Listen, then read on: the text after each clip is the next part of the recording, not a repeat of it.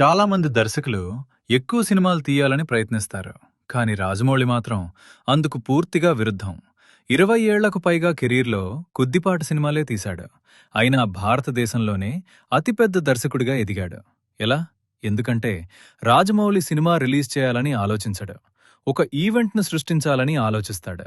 Rajamouli cinema వస్తుందంటే అది కేవలం సినిమా కాదు, ఒక పండుగ, ఒక సంచలనం, ఒక జాతీయ చర్చ.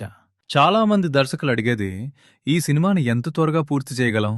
రాజమౌళి అడిగేది మాత్రం ఈ సినిమాను ప్రేక్షకులు జీవితాంతం గుర్తుంచుకునేలా ఎలా చేయగలం.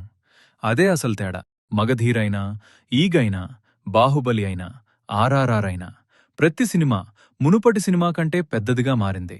పెద్ద విజువల్స్, పెద్ద ఎమోషన్స్, పెద్ద కథనం. ఇక్కడ మరో ఆసక్తికరమైన విషయం ఉంది.